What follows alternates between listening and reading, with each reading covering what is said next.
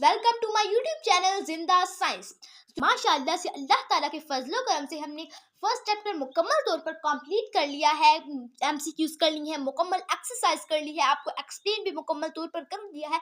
तो अगर आपको कोई कंफ्यूजन है तो आप कमेंट बॉक्स में बिना झिझक आकर पूछ सकते हैं। तो शुरू करते हैं अपने चैप्टर को। बायोडाइवर्सिटी का मतलब क्या होता है? बायोडाइवर्सिटी का मतलब होता है what is mean of biodiversity. ठीक है, इसका मतलब है हयाताती तनाव। Our planet is home to a vast variety of organisms, यानी हमारा सैयारा वसी इकसाम की जानदारों का घर है। From tiny insect to towering trees, यानी छोटी से कीड़े से लेकर बड़े बड़े दरख्तों तक। This variety is essential for the health and balance of our world. ये वैरायटी, ये तनु हमारी हेल्थ, हमारी सेहत और हमारी दुनिया को बैलेंस रखने के लिए बहुत ही ज़रूरी है। इट प्रूव्ड ये us with food, medicine and clean air. ये हमें इधर आता था प्रोवाइड। ये हमें खाना, खुराक, मेडिसिन, दवा और फ्रेश एयर यानी साफ सुथरी हवा मुहैया करती है। इन दिस चैप्टर, इस चैप्टर में we will explore the variety of organisms and the method of classify them into group. हम ऑर्गेनिज्म की वैरायटी को एक्सप्लोर करेंगे, ठीक है, बढ़ाएंगे और उनको ग्रुप में क्लासिफाई होने का मेथड पढ़ेंगे, ठीक है। बायोडाइवर्सिटी का मैंने आपको पहले भी उर्दू में मतलब बता दिया था कि हयाताती तनो। इंग्लिश में इसका मतलब क्या होता है? Varieties of different living organisms. तो स्टूडेंट्स, मैं आपको एक छोटी सी डेफिनेशन लिखवा देती हूँ।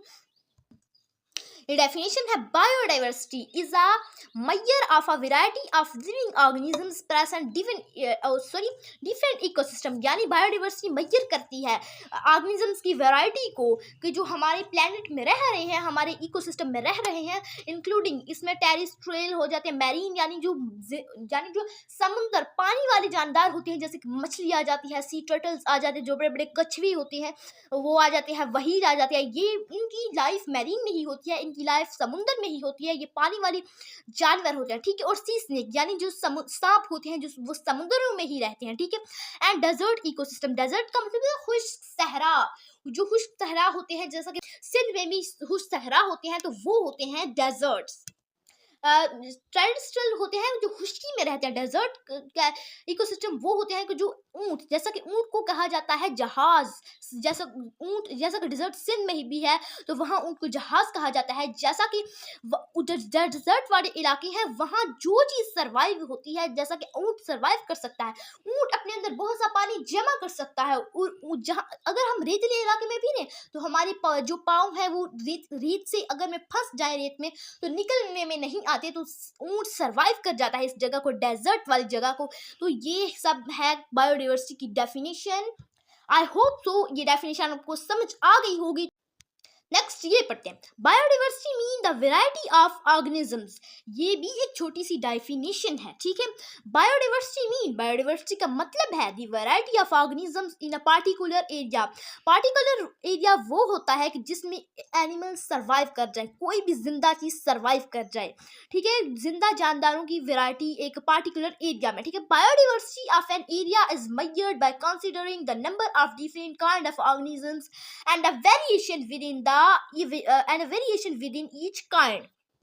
बायोडाइवर्सिटी ऑफ एन एरिया यानी बायोडाइवर्सिटी एक एरिया का ये measure by considering the number, यानी ये नंबर को कंसीडर करके मेजर करते हैं डिफरेंट काइंड ऑफ ऑर्गेनिजम्स, मुख्तलिफ इकसामों के ऑर्गेनिजम्स की, जिंदा जानदारों की, and the variation with in each kind, और हर काइंड में फर्क बनाती है, ठीक है।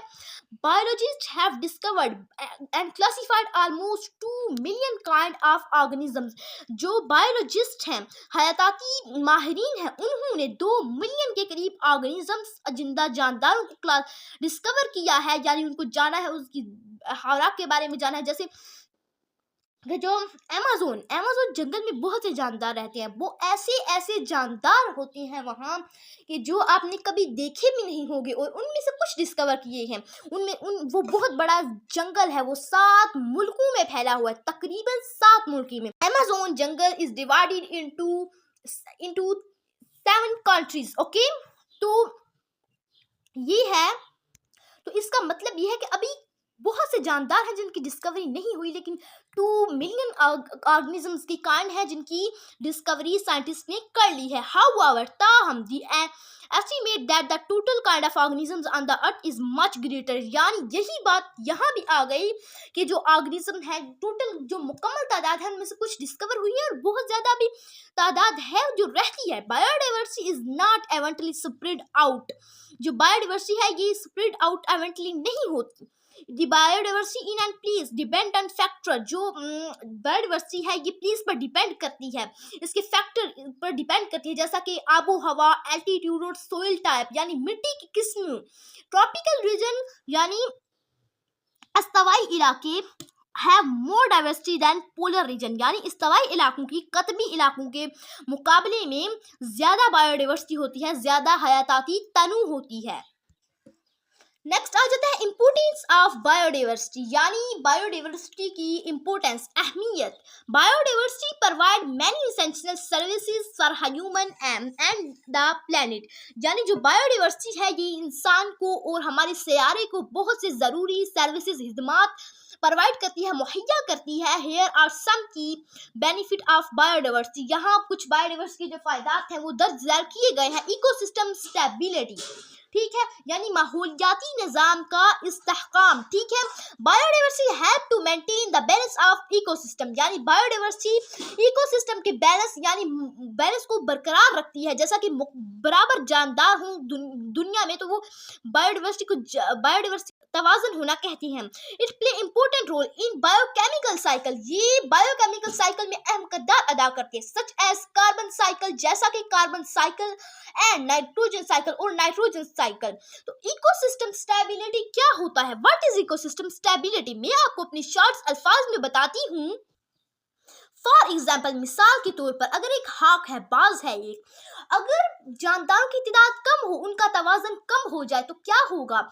जानदार चूंकि एक दूसरे से जुड़े होते हैं, जैसे हाक, मिसाल के तौर पर हाक एक गोश्त खाता है, हाक की खुराक क्या है? ये तो हर इंसान के दिमाग में सवाल आता ही होगा कि हाक की खुराक है। हाक की खुराक वो है कि हर जिंदा जानदार जो जिसका वो शिकार कर सकता हो, हर पाक और जिंदा जानदार जिसका वो शिकार कर सकता हो, वो बाज की खुराक है।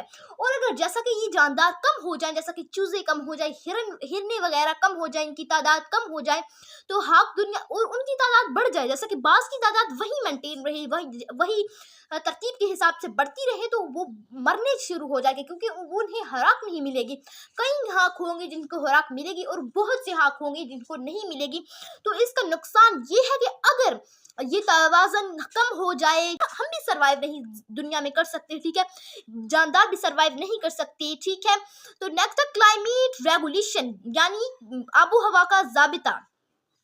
Plant and algae observe carbon dioxide, या ऑब्जर्व यानी प्लांट और एल्गी, पौधे और एल्गी है, ये ऑब्जर्व करती है कार्बन डाइऑक्साइड को। इस have to keep the climate balance, ये मदद देती है क्लाइमेट आबो हवा को बैलेंस रखने में, ठीक है। तो क्या है क्लाइमेट रेगुलेशन? क्या है आबो हवा का ज़ाबिता? क्या है? मिसाल के तौर पर अगर यानी हम उनको देते हैं कार्बन डाइऑक्साइड और प्लांट हमें देते हैं ऑक्सीजन, क्योंकि उन्हें अपनी खुराक तैयार करने के लिए ज़रूरत होती है कार्बन डाइऑक्साइड की। तो एक बात आपको पता होनी चाहिए कि हमें रात को दरख्तों के नीचे नहीं सोना चाहिए, क्योंकि हमें ऑक्सीजन की बहुत ज़रूरत होती है। अगर हमें ऑक्सीजन ना मिले तो हमारी डेथ हो सकती है। तो जब हम रात को सोते हैं, रात को जो पौधे होते हैं उनको ऑक्सीजन की ज़रूरत होती है, तो इंसान को भी ऑक्सीजन की ज़रूरत होती है। तो सोचें कि दोनों का ऑक्सीजन कम नहीं हो जाएगा। इंसान को सिर्फ जिंदा रहने के लिए एक चीज की जरूरत होती है, ऑक्सीजन है। वो हर जानदार को जिंदा रहने के लिए अगर सांस ना हो, तो आपको पता होना चाहिए कि अगर माहौल में ऑक्सीजन खत्म हो जाए तो जो हमारा हड्डियों से मांस अलग अलग हो जाता है। जो लोग सोते हैं दरख्तों के नीचे रात के वक्त, उन्हें नहीं सोना चाहिए, क्योंकि उन्हें उस वक्त कार्बन डाइऑक्साइड की ऑक्सीजन की ज़रूरत होती है और हमें भी ऑक्सीजन की ज़रूरत होती है और ऑक्सीजन में कमी आ जाती है।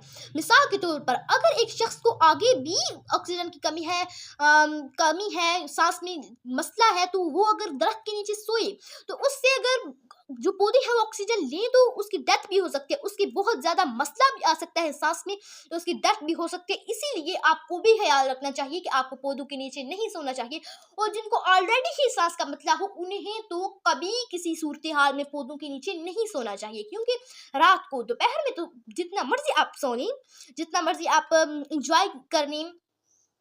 तो स्टूडेंट्स एक सवाल है कि, तो क्वेश्चन ये है कि अगर पौधे होते तो जानदार ना होते, या अगर जानदार होते तो पौधे ना होती। तो इसका आंसर में थोड़ा सा आप, ये क्वेश्चन है मेरी तरफ से आपको, क्वेश्चन है ये, क्वेश्चन आपने कमेंट बॉक्स में आकर मुझे बताना है। तो मैं थोड़ा सा आपको हिंट दे देती हूँ कि इसका आंसर नो है, लेकिन इसकी वजह बताएं कि क्यों दोनों चीजें ना होती। ठीक है, तो स्टूडेंट्स नेक्स्ट हम शुरू करते हैं क्लाइमेट रेगुलेशन, सॉरी ये तो हमने कर लिया है। नेचुरल रिसोर्सेज यानी कुदरती resources, biodiversity provide a vast area of resources, यानी जो बायोडाइवर्सिटी है ये वास्ट एरिया, वसी हमें बहुत से प्रोवाइड करती है रिसोर्सेज फ्रॉम फूड, खुराक, दवाइयाँ और बिल्डिंग मटेरियल एंड फ्यूल, यानी तामीराती सामान, मटेरियल मनी सामान और फ्यूल वगैरह। यानी अगर मतलब ये कि जब हम खाते हैं, हम खुराक किससे लेते हैं, पौधों से लेते हैं। मतलब कि अगर कोई प्लांट का, अगर कोई पौधा है टमाटर का, तो हम वो खाते हैं तो वो जिंदा रह सकते हैं। अगर पौधे ना होते, वो हमें वो पौधे हमें खुराक देते हैं, वो अगर हमें खुराक ना दे तो हम मर भी सकते हैं, हमारी डेथ भी हो सकती है। ये भी पौधों में आता है कि रोजमर्रा में जो सब्जियां खाते हैं ये सब हम पौधों से हासिल करते हैं, और दवाइयाँ कुछ जड़ी बूटियों से हासिल करते हैं। अगर वो जड़ी बूटियां ना होती तो क्या होता, तो दवाइयाँ ना बनती। यही बात है ना, अगर जड़ी बूटियों से जो दवाइयाँ बनाई जाती हैं, जो जड़ी बूटियों से बनाई जाती हैं, अगर जड़ी बूटियां ना होती तो दवाइयाँ भी ना बनती। तो इसीलिए हमारी जिंदगी में, हमारी रोजमर्रा जिंदगी में बायोडाइवर्सिटी की बहुत ही अहमियत है। नेक्स्ट आ जाता है इकोनॉमिक बेनिफिट्स, यानी मुआशियाती फायदे।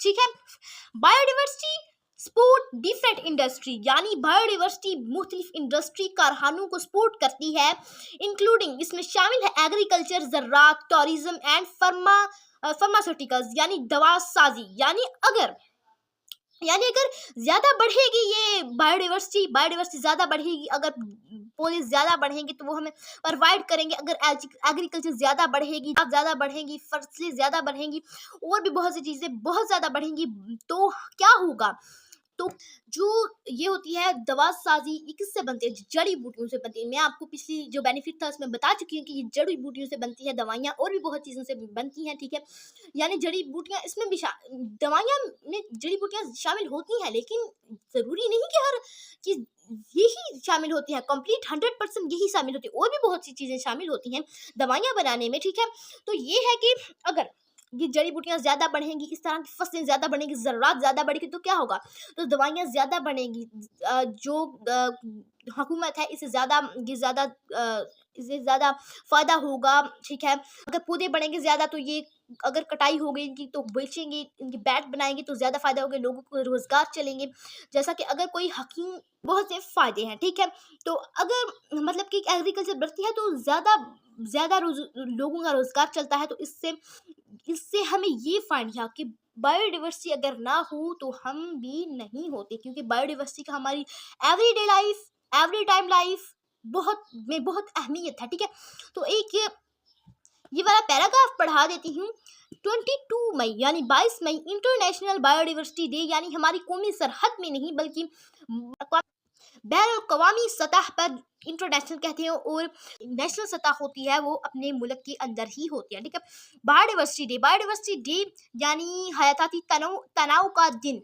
The United Nations has designed May 22 as International Biodiversity Day, यानी यूनाइटेड नेशन है जो, उसने 22 मई को 22 मई को इंटरनेशनल बायोडाइवर्सिटी का दिन करार दिया है। इंटरनेशनल मीन कि ये बायोडाइवर्सिटी का दिन हर मुल्क में, हर कंट्री में मनाए जाते हैं। ये बैनुल-अक़वामी सतह पर मनाया जाता है। ठीक है, नेक्स्ट आ जाता है, it's is celebrated to promote the protection of biodiversity. ये इसलिए मनाया जाता है कि बायोडाइवर्सिटी का प्रोटेक्शन हो। ठीक है, तो इसका एमसीक्यूज भी आ जाता है, when the international biodiversity day is celebrated, आपने लिखना है international biodiversity day celebrated on May 22। ठीक है, ये एमसीक्यूज भी आ सकता है और क्वेश्चन भी आ सकता है। क्वेश्चन मैंने आपको बता दिया, जब मैं बोल रही हूँ तो आप लिख लें, ठीक है।